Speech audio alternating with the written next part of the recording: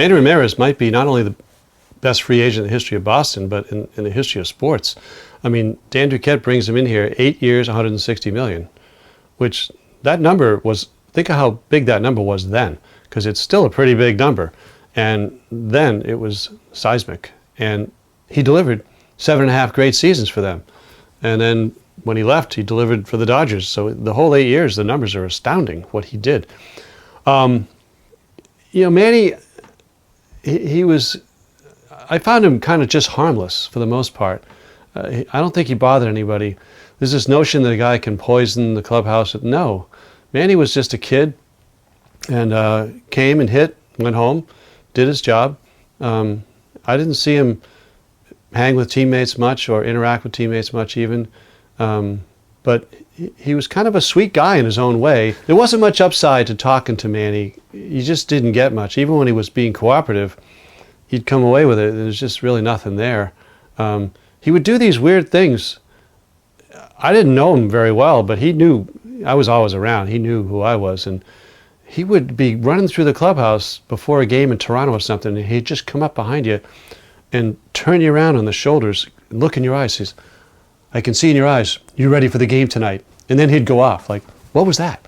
It just, that's just kind of the way he was.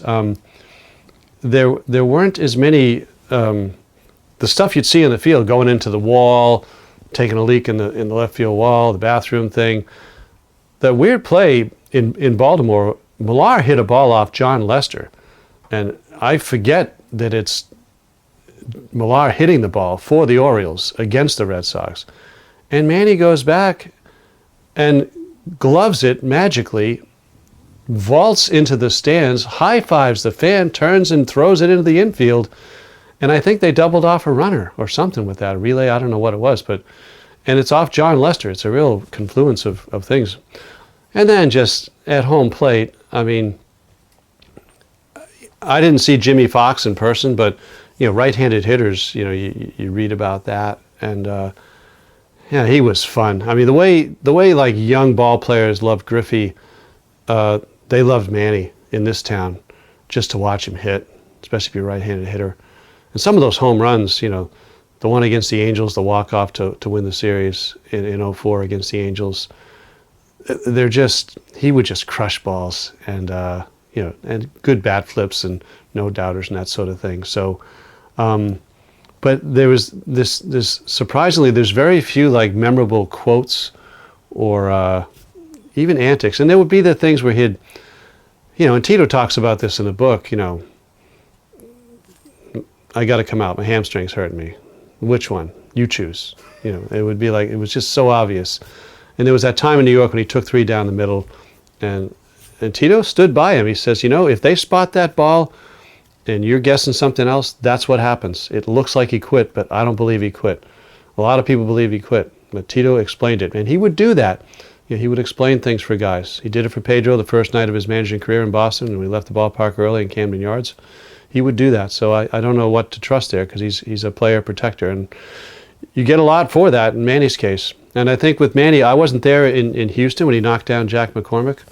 And Jack McCormick was the Red Sox traveling secretary. He was like a 60-year-old man at the time. Everybody loved Jack McCormick. Manny wanted like 25 tickets, half hour before the game. It was unreasonable request. Jack couldn't fulfill it, and Manny somehow knocked him over. Lunged out of his chair and knocked him over. And that Tito really soured on Manny after that. He said, he told Theo, he's got to go. We can't. That was bad. And it took a while. But that was torturous for Francona to have, when Manny would act out. There weren't many times he did that. He would look at the other side, and if someone had a day off, he wanted that day off for whatever reason. He had a weird sense of justice about these things. I don't know quite what it was. But he was a savant. And he's kind of really fun if you bump into him now. He's kind of a teddy bear, a cowboy, a really cheerful guy. And I hope he saved all that money.